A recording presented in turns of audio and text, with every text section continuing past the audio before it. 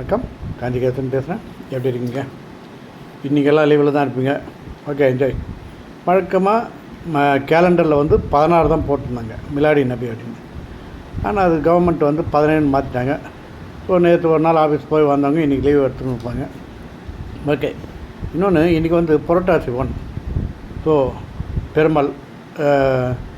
பெருமாள் மாதம்னு சொல்லுவாங்கள்ல, புரட்டாசி திருப்பதிலாம் சரியான கூட்டமாக இருக்கும், பார்த்துப்பாங்க. ஓகே, சரி, நம்ம விஷயத்துக்கு வருவோம். இது அந்த காலத்தில் முதல் சூப்பர் ஸ்டார்னால் இப்போ நம்மளுக்கு ரஜினி தான் ஞாபகம் வருவார். ஆனால் இவருக்கு மேலே ஒரு சூப்பர் ஸ்டார் இருந்தாருங்க. அவருக்கு எத்தனை சூப்பர் ஸ்டார்னால் போடலாம், சூப்பர் சூப்பர் சூப்பர் சூப்பர் ஸ்டார்னு சொல்லலாம். அது மாதிரி ஆள் ஒருத்தர் இருந்தாங்க. அவர் யாருன்னா எம்கேடி தியாகராஜ பாகவதர்னு ஒருத்தர் இருந்தார். அவர் 1935 அந்த காலகட்டத்தில் அவங்களாம் அப்போ தான் ஹீரோ. அவங்க இருக்கும்போது பார்த்திங்கன்னா சினிமா படத்தில் ஹீரோன்னு பார்த்தா 2 பேர் 3 பேர் அப்படி தான். சினி ஃபீல்டுலேயே மொத்தமே ஆக்டரு காமெடியானு எல்லாம் சேர்த்துல ஒரு 50 பேர் தேர மாட்டாங்க, அப்படி தான் இருக்கும். அவ்வளோ குறுகிய காலம் சினி ஃபீல்டில். இவர் இந்த தியாகராஜ பாகவதர், இவர் தான் நம்பர் 1 சூப்பர் ஸ்டாராக இருந்தார். காரணம், அவர் சூப்பர் ஸ்டார்ன்றதுக்கு காரணம் சின்ன விஷயந்தாங்க. அவர் நடித்த படம் எத்தனை தெரியுங்களா? நீங்கள் நினைக்கலாம் பெரிய சூப்பர் ஸ்டார்னால் அந்த காலத்தில் எப்படி ஒரு 100 நடிச்சிருப்பாரான்ட்டிங்க. 100 இல்லை, 75 இல்லை, 50 இல்லை, 25 இல்லைங்க, 12 படங்க. அவர் நடித்த படம் மொத்தமே 12 படம் தான். ஆனால் ஒவ்வொரு படம் 3.5 மணி நேரம் போகும். பெரிய பெரிய படங்கள். அந்த காலத்து படம்லாம் நீங்கள் பார்த்துருக்கீங்க. தியாகராஜ படம் இந்த நெட்டில் சர்ச் பண்ணி போட்டு பாருங்கள். உண்மையிலே ரொம்ப பொறுமை வேணும் நம்மளுக்கு. அது டைலாக் விட பாட்டு தாங்க ஜாஸ்தி. ஒவ்வொரு படத்துலேயும் 50 பாட்டு இருக்கும். இந்த படம்லாம் பார்த்தீங்கன்னா ஹரிதாஸ்னு ஒரு படம், அந்த படத்தில் மட்டும் எப்படியோ 40க்கு மேலே தான் பாட்டு, எல்லாம் 50க்கு மேலே தான். இன்னொன்று, அந்த காலத்தில் ஆக்டர்ஸ் இவங்களே செலக்ட் ஆகுது எப்படின்னா, இவங்களே சொந்த வாய்ஸில் சொந்த குரலில் பேசணும், சொந்தமாக பாடணும். அப்போ தான் நீங்கள் நடிகருக்கு தேர்வாக முடியும். இவர் காலத்தில் இன்னொருத்தர் வந்தார், கிட்டப்பான்னு ஒருத்தர் அதெல்லாம் நான் பார்த்ததில்ல, சொன்னாங்க. கிட்டப்பா, என்எஸ் கிருஷ்ணன், அவர் காமெடி பிடிச்சிருக்கோம். இப்போ அவங்க வாரிசுலாம் அவங்க பேத்தி கூட இப்போது நம்ம பார்க்குற ஏதோ ப்ரோக்ராம்லாம் பண்ணுறாங்க அப்படின்னு. ஆனால் இந்த தியாகராஜனுடைய எம்கேடி இருக்கார், இவருடைய பேரன் எங்கள் டிபார்ட்மெண்ட் ஆளுங்க. அவர் என் ஃப்ரெண்டு, அதுக்கு சொல்லிக்கலாம் பெருமையாக. அவர்கிட்ட கேட்பேன் அப்படின்னு, அப்படி ஏதோ சொல்லுவார் அப்படி ஜாலியாக அப்படின்னு. இவர் இந்த முக்கியமான படம் ஹரிதாஸ், ரெக்கார்ட் பிரேக் படம். இது வரைக்கும் யாரும் பண்ண முடியாது அந்த படத்தை பற்றி. இனி வரவே அது மாதிரி யாருமே பண்ண முடியாது. ஏன்னா அந்த படம் 2 தீபாவளி கொண்டாடுச்சுங்க. வருஷத்துக்கு ஒரு நாள் தான் தீபாவளி, 367 நாள் ஒரு தீபாவளி வரும். 2 தீபாவளி கொண்டாடினோம். 3 வருஷம் ஓடின படம். ஒரே தேட்டர் பிராட்வேயில், அதான் சென்னை பிராட்வே தேட்டரில் ஓடிச்சுங்க. எப்போ போனாலும் அந்த படம் ஃபுல்லு 3 வருஷம் ஓடிச்சு. 2 தீபாவளி பார்த்த படம். அது மாதிரி படம் இனி யாராலும் அந்த அவ்வளோ வருஷத்துக்கு ஓட்ட முடியாது. ஏங்க ஒரு வாரம் ஓடினாலே பெரிய வெற்றின்றான், ஒரே நாளில் எனக்கு 100 கோடி வந்துச்சுன்றாங்க. அதெல்லாம் எவ்வளோ தொழில் உண்மை நமக்கு தெரியாது.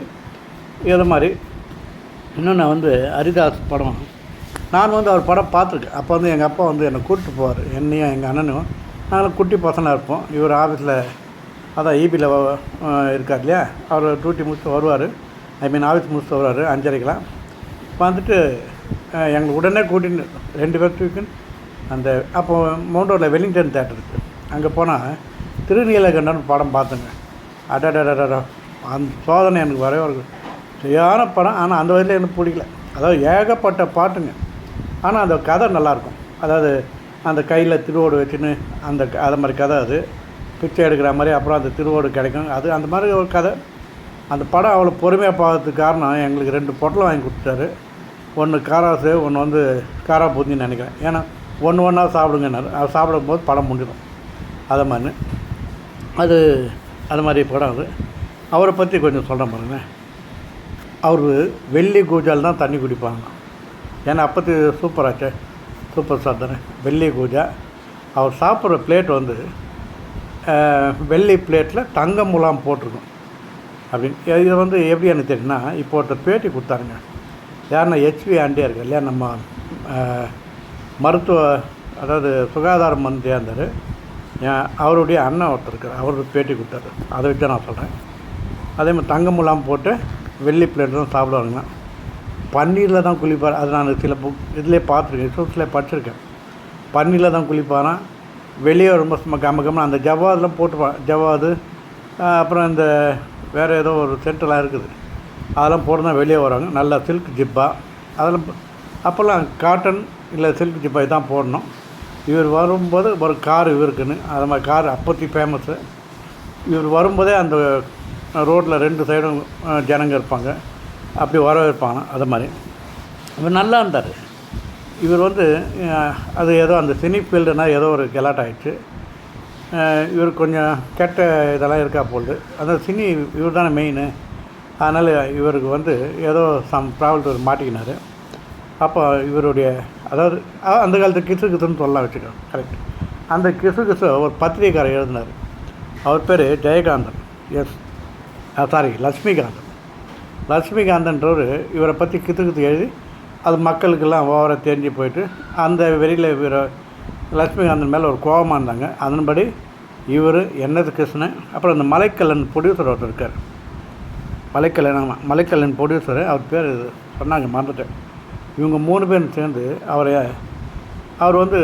அது கொலை பண்ணிட்டாங்கன்னு சொன்னாங்க. அவர் எப்படி கொலை பண்ணான்னு அது எங்கள் வீட்டில் எங்கள் அப்பா சொல்லி தான் தெரியும். நம்ம சென்ட்ரல் அந்த சிந்தாப்பேட்டை பிரிட்ஜு பார்த்தீங்கன்னா லெவல் கிராஸ் போட்டிருப்பான். அதை எடுத்தாமல் அதை கிராஸ் பண்ணி போனால் தான் சென்னை கார்ப்பரேஷன் பில்டிங் போக முடியும். இப்போ கூட இருக்குது இப்போ அதெல்லாம் மூடிட்டாங்க. ட்ரெயின் போனால் படி ஏறி தான் மேலே போகணும். அந்த பிரிட்ஜ் அப்போது ரயில்வே கேட் இருந்தது. ட்ரெயின் வரும்போது மூடிடுவாங்க, மற்ற நேரம் திறப்பாங்க. அந்த கேட்டில் இவர் ரிக்ஷாவில் நிற்கும்போது இந்த லக்ஷ்மிகாந்தன் இவங்க 3 பேர் ஆள் செட் பண்ணி அவரை போட்டாங்க.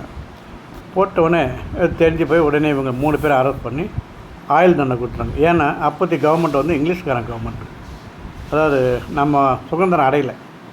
அதனால் இங்கிலீஷ்காரன் கவர்மெண்ட் போட்டு இவ்வளோ ஆயுள் தண்டனை ஃபிக்ஸ் பண்ணிட்டாங்க. கடைசியில் இவர் தமிழ் வக்கீல் தான் யாரோ ஒருத்தர் ரிலீஸ் பண்ணாங்க. உள்ளே போனார், அவ்வளோதான். வெளியே ஏன்னா ரொம்ப குறுகிய 12 படத்துலேயே பெரிய ஸ்டார் ஆகிட்டேன்னா பாருங்கள். இன்னும் வெளியே இருந்தானா நடிச்சிருப்பார். உள்ளே போட்டாங்க, ஒன்றும் பண்ண முடியல. அப்புறம் வெளியே வந்தோடனே எல்லாம் பிரிஞ்சுட்டாங்க. என்எஸ் கிருஷ்ணன் தனியாக பிரிஞ்சுட்டார். ஏன்னா அவன் லைஃப் பார்க்கணும் அப்படின்னு பேரை கெட்டுட்டோமே சரின்ட்டு அவர் ஏதோ அப்படியே காமெடியான போய் அப்படியே பிக்கப் ஆகி வந்துட்டார். இவர் மட்டும் மாட்டிக்கினார். இவர் உள்ளே போய்ட்டு ஆயில் தண்டனை கொடுத்து கொஞ்சம் ரொம்ப சஃபர் ஆகிட்டார்.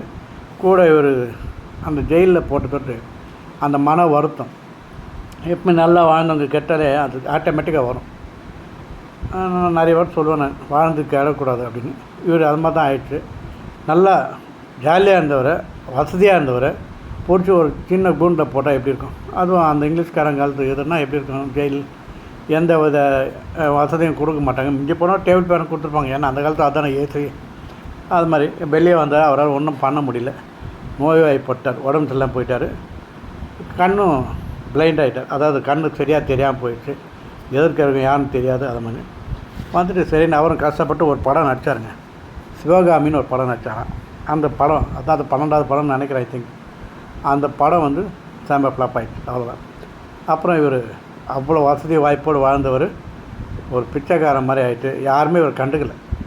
ரொம்ப நோய்வாய்ப்பட்டு கேவலமாயிட்டு அப்படி கடைசியாக அவர் பொழுது ஓட்டணுன்னா சேலத்தில் தான் இருந்தாங்க கடைசியாக. அது மாதிரி பிச்சைக்காரன் ஆகிட்டு ரொம்ப இதாக கஷ்டப்பட்டு மன உளைச்சல். ஏன்னா ரொம்ப எப்படி வாழ்ந்தோம் போகிறவனா சும்மா இருக்க மாட்டானே. நம்ம ஆளுங்க பாவம்னு சொல்ல மாட்டாங்க. நீங்கள் வசதி ஆகிட்டு நீங்கள் ஏழை ஆகிட்டிங்கன்னா சரி பாவம்பா நல்ல மனுஷன்பா எப்படி ஆகிட்டான் அப்படின்னு சொல்ல மாட்டான். எவ்வளோ அனுபவிட்டான் படுறாம்பார் அப்படி நம்ம ஆளுங்க அப்படி வசதி கேஸ் போட்டு போயிட்டே இருப்பாங்க. அது மக்கள் தான் அப்படின்னு. ஏன்னா இவர் அந்த காலத்து சூப்பர் ஸ்டார். அதுக்கப்புறமா தான் அவருக்கு அதை வளர்றாங்க. அப்புறம் அவர் அப்படியே மன கஷ்டப்பட்டு இறந்துட்டார். இதுதான் எம்கேடியினுடைய பாகவதனுடைய சிறப்பான வாழ்க்கையும் கொஞ்சம் டவுனான வாழ்க்கை. அதை பற்றி இதுக்கு அப்புறமா தான் நம்ம சிவாஜி எம்ஜிஆர் இவங்களாம் வந்தாங்க. அவங்க கூட பாருங்கள் கேட்டகரி. இவங்க பீரியடில் இவங்க எம்ஜிஆர் சிவாஜி வர முடியல. இவங்க ஒரு குரூப்பில் வச்சு தான் நடிக்க வச்சுருந்தாங்க. அதுக்கப்புறம் இவங்க தலையெடுத்தாங்க. சிவாஜி எம்ஜிஆர் வரும்போது கூட ஒரு குறிப்பிட்டு ஒரு 50 ஆக்டர் இருப்பான், அவ்வளோ. அது மேலே கிடையாது. ஏன்னா இது சிவாஜி எம்ஜிஆர் ஃபஸ்ட்டு கேட்டகரி. அதுக்கு அடுத்த கேட்டகரி ஜெமினி, எஸ்எஸ்ஆர், முத்துராமன், இதை மாதிரி. காமெடியில்னா நாகேஷ், தங்கவேலு, சந்திரபாபு அந்த ஸ்டைலில் வந்தாங்க. ஹீரோயின்லையும் பாருங்கள் அதே மாதிரி சாவித்ரி, பத்மினி, சரோஜா தேவி அந்த சைடில் வந்தாங்க. அதுக்கு முந்தி தான் வைஜெயந்தி மாலா, அஞ்சலி தேவி ஏதோ அதெல்லாம் நமக்கு பேர் தெரில. ஆனால் லேடி சூப்பர் ஸ்டார் யாருன்னா அப்போது சுந்தராம்பாள், கேபி சுந்தராம்பாள்னு ஒருத்தர் இருந்தாங்க. அவங்க வந்து எம்ஜிஆர் சிவாஜி கூட வாங்கலைங்க, அவ்வளோ பைசா 1 lakh வாங்கினாங்க அப்போவே. அது படிச்சிருக்கேன், ஏன்னா அந்த கணீர் குரல் அப்படின்னு. அப்போவே அவங்க பெரிய ஆள், சூப்பர் ஸ்டார்னு வைங்களேன் அப்படின்னு. இவங்க பீரியடுக்கு அப்புறமா தான், இவங்க பீரியடில் தான் ஒவ்வொருத்தருக்கும் பேர் கூட வச்சாங்க. எம்ஜிஆருக்கு மக்கள் திலகம்னு வச்சாங்க. ஏன்னா அவர் படம் மட்டும் நீங்கள் பாருங்களேன், ஒரு ரொம்ப மனசு டல்லாக ரொம்ப சோகமாக நீங்கள் போய் உக்காந்திங்கன்னா அவர் படம் பார்த்தா உங்களுக்கு பூஸ்ட் கிடைக்குது. உண்மையிலே அது நான் நிறைய வாட்டி பார்த்துருக்கேன். அவர் படத்தில் வந்தோன்னா ஒரு வீரம் வரும், ஒரு தைரியம் வரும். நடப்படா எது வேணால் பார்த்துக்கலாம் அப்படின்னு அவரோட பாட்டினுடைய வரிகள் அது மாதிரி இருக்கும். என்ன தான் நடக்கட்டுமே அப்படின்னு ஒரு பாட்டு. ரொம்ப போர் ஆச்சுன்னா நீங்கள் உலகத்துட்டு வாங்க ஒரு படம் மட்டும் பாருங்கள், அந்த பாட்டெல்லாம் பாருங்கள், புதுசாகி நீங்கள் புத்துணர்ச்சி வந்துடும். அதே சிவாஜி படம் பார்த்திங்கன்னா இவர் எப்போ பாரு குடும்ப கதை ஒரு மாதிரி சோகமாயிடும். ஆனால் சில பேருக்கு அது பிடிக்கும். குடும்பத்தில் ஃபேமிலியாக போய் அழுதுட்டு வரணும்னு நினைக்கிறீங்களா, இவர் படம் போகலாம். ஏன்னா இவர் பால் ஊற்றி வளர்த்து கிளி பழம் கொடுத்து வளர்த்து அப்படின்னு சோகமாக வச்சு அழ வச்சு அனுப்புவார். அது ஒரு ஆக்டிங். அவருக்கு வந்து நடிகர் திலகன் யார் பேர் வச்சாங்கன்னா நம்ம பெரியார் தான் வச்சாருங்க. அது ஒரு மீட்டிங்கில் வச்சுட்டு அண்ணாதுரை, கலைஞர் இவங்களாம் இருக்கும்போது நடிகர் திலகன் பேர் வச்சாங்க. அவங்க பேர் போச்சு. அதுக்கப்புறம் இன்னொரு எங்கள் தலைமுறை வந்தது. எங்கள் தலைமுறைனா நாங்களும் சிவாஜி எம்ஜிஆர்லாம் பார்த்துருக்கோம் அவங்க படத்தில். இருந்தாலும் எங்கள் பீரியடில் வந்து 1977 தான் இவங்க வந்தாங்க. 70 மேலே தான் ரஜினி, கமல் இவங்க வந்தாங்க. 70 கிட்ஸ் அவங்களாம். அவங்க வந்தாங்க. அவங்களுக்கு கீழே தான் இந்த மீதி பேர்லாம் அப்படி இந்த மோகன்லாம் அவரெல்லாம் லெவல் பயங்கரமான இது. அதான் அந்த எம்ஜிஆர் சிவாஜிக்கு அந்த டைமில் தான் ஜெய்சங்கர் வந்தார். அவரை பற்றி ஒன்று கண்டிப்பாக சொல்லி ஆகணும். ஜெய்சங்கர் வந்து அப்போல்லாம் எவ்ரி ஃப்ரைடே ஒரு படம் வருங்க. வெள்ளிக்கிழமை நாயகன் பேருங்க அவர். ரொம்ப ஜாலி மனுஷன். யார் போனால் ஜாலியாக பேசுவார், சமயத்தில் ஜாலியாக திட்டுவார். நான் வீட்டுக்கு போயிருக்கேன் ரொம்ப. ஏன்னா அப்போ லைப்ரரி ஒர்க் பண்ணும்போது அவர் வீட்டுக்கெலாம் போவேன். அவங்க குழந்தைங்களாம் என்கிட்ட நல்லா பேசுவாங்க. காமிக் புக் கொடுப்பேன். அந்த 3 பேர் அதில் ஒருத்தர் டாக்டராக இருக்கார் பாருங்கள், கண்டக்ட். அவருக்கு நல்லா தெரியும். அப்புறம் குட்டி குட்டி பசங்க அவங்க காலேஜ் ரோடு எடுத்த மாதிரி தான் இருக்குது. அந்த டிபிஐ இருக்கா, அந்த கல்வித்துறை இது, அது எடுத்த மாதிரி காலேஜ் ரோடு பெரிய வீடு. அவருக்கு தெரியும், அவங்க வீட்டில் அவங்க ஒய்ஃபு தெரியும், எல்லாம் அவரோட பேசியிருக்காரு. அது மாதிரி அவருக்கு வாரத்துக்கு வெள்ளிக்கிழமைன்னா நம்பி ஒரு படம் வரும். அது மாதிரி அவர் ரொம்ப ஷார்ட்டாக, அதாவது சீக்கிரத்தில் முடிப்பார். கால்குலேட் கொடுத்தோமா ஒரே மாதம் 35 நாள் படம் ஓவர். ரொம்ப லோ பட்ஜெட்காரெலாம் அவங்ககிட்ட போகலாம், எதுக்கும் பேலன்ஸ் ஜம்முன்னு பண்ணுவாருங்க. ரொம்ப நல்ல மனுஷன் அப்படின்னு. அதுக்கப்புறம் தான் இவங்க பீரியடில், கமல் ரஜினி பீரியடில் மோகன் வந்தாருங்க. இவருக்கு வந்து மைக் நாயகன் பேர் வச்சுட்டாங்க. ஏன்னா ஆனால் இவர்கிட்ட ஒரு ஸ்பெஷல் என்னன்னா, இவர் பாட்டு எல்லாமே ஹிட்டுங்க. அது எப்படி ஹிட் ஆகும்னு தெரியாது. சூப்பர் பாட்டு. அதுவும் எஸ்பி பாலசுப்ரமணியம், மோகன் அண்ட் இளையராஜா இவங்க 3 பேர் கூட்டி நமக்கு சூப்பராக போயிடும். அதனால் இது மோகனுக்கு எனக்கு ரொம்ப பிடிக்கும். மோகனையும் நான் பார்த்துருக்கேன். ஃபார்ம்க்ரோ ஹோட்டலில் தங்கியிருந்தார். அப்புறம் அவர் லைப்ரரிக்கிட்ட போகும்போது அவர்கிட்ட நான் பேசியிருக்கேன். அவரும் வாயா போயான்ட்டு அவர் ஜாலியாக பேசுவார். உண்மையிலே நல்ல மனுஷன். மற்றபடி எல்லா ஃபீல்டாலும் எனக்கு பார்த்துருக்கேன். எனக்கு அந்த டைமில் நம்ம வேலைன்னு போனாலும் இதெல்லாம் கண்டுக்க மாட்டேன். ஏன்னா எல்லாருமே சங்க கணேஷ் தெரியும், வாலி வீட்டுக்கு போயிருக்கேன், எல்லாமே மனோரமா வீடு, அது மாதிரி இன்னும் நிறைய சொல்லிட்டு போகலாம். அது போவோம்.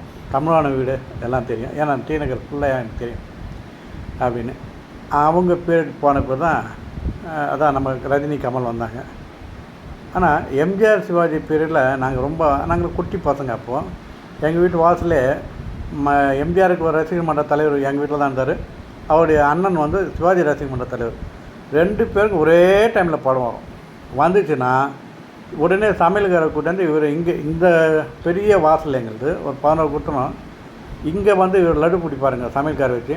அவர் வந்து அங்கே மைசூர் பாக்கு செய்வார். எங்களுக்கு என்னன்னா அங்கேருந்தும் வரும், இங்கேருந்தும் வரும். எங்களுக்கு அது ஒரு ஜாலி. இந்த லட்டு வந்து ஒரு 200 லட்டு 300 லட்டுன்னு எடுத்துன்னு அங்கே போயிடுவாங்க. தேட்டருக்கு போயிட்டு 290 டிக்கெட், அதுதான் ஐஎஸ், ₹2.90. அதுக்கு மேலே டிக்கெட்டே கிடையாது. அந்த டிக்கெட் கவுண்டர் போய் உள்ளே நின்றுட்டு டிக்கெட் வேணும் வராங்க பாருங்கள். அப்போ அவங்களுக்கு ஆளுக்கு ஒரு லட்டை கொடுத்து உள்ளே அனுப்புவாங்க. அதுக்கு அப்படின்னு. ஏன்னா அப்போ 60 பைசாலேருந்து டிக்கெட் இருந்தது. 60, 90, 1 10 அப்படின்னு. சிவாஜி படம் வந்துச்சுன்னா சாந்தி தேட்டர், எம்ஜிஆர் படம் வந்தால் சித்ரா தேட்டர். இது 2 தேட்ரு பின்னும் வாங்க பாருங்கள். அதில் வந்து கண்ணன் ஒரு படம் வந்துட்டு சிவாஜி வந்து பெரிய தேர் வச்சாருங்க. நம்மால் விடுவாரா எம்ஜிஆர்? வேட்டைக்காரன் படம் வச்சு சிங்கத்தை தான் நிற்க வச்சார், உண்மையான சிங்கம். அதை பார்க்கறதுக்கு அது ஒரு இது. அது மாதிரி அவர் நம் நாடுன்னு எடுத்தாந்து சித்ராவில் நிறுத்தினாங்க எம்ஜிஆர் அந்த ஜெயலலிதா. அவர் என்ன பண்ணார், சிவந்த மன்னத்தையும் அங்கே போட்டார். ரொம்ப நல்லாயிருக்கும். போட்டி அப்படி இருக்குங்க. அதுக்கப்புறம் போட்டி நான் யார்கிட்டையும் பார்க்கல. இப்போ ரஜினி கமல் இருக்காங்க, இவர் படம் வேணுமா, அவர் படம் வேணும்ட்டு, அவர் படம் தான் இவர் படம் வேணும்ட்டு, அப்படி போகுது. ஓகே, எல்லாம் ஒத்துமையாக இருந்தால் சந்தோஷம் தானே. இப்போ அப்படியே போயிட்டு இப்போ பாருங்கள், ஆக்டர்னு வைங்களேன் 300 பேர் இருக்கிறாங்க நடிகருங்க. இப்போ உங்கள்கிட்ட பணம் ஒரு 10 லட்சம் இருந்தால் போடும், சாரி ஒரு 5 கோடி இருந்தால் நீங்கள் ஒரு படம் யார் வேணால் நடிக்கலாம். படம் ஓடுதோ இல்லையா, நடிச்சுட்டு டபுள் தூக்கி வச்சுக்கலாம். நானும் ஒரு ஆக்டரு, நான் ஒரு அந்த கூப்பன் நடிகர் சங்க இது வாங்கிட்டேன்னா நானும் எல்லாத்தையும் கலந்துலாம் அப்படின்னு போகிறாங்க. இதெல்லாம் பார்க்கும்போது நல்லாயிருக்கு. ஆனால் இந்த எம்கேடியை பற்றி நான் பேசினேன், அதான் இன்றைக்கி. ஆமாம், நடிகரை பற்றி தான் பேசணும்னு வந்தேன். ஓகே, பேசு. ஓகே, பார்க்கலாமா? இன்னும் நிறைய விஷயம் இருக்குது. இன்னொரு கதை, பெரிய கதை இருக்குது, நான் அப்போ சொல்கிறேன். வச்சுட்டிங்களா? பாய்.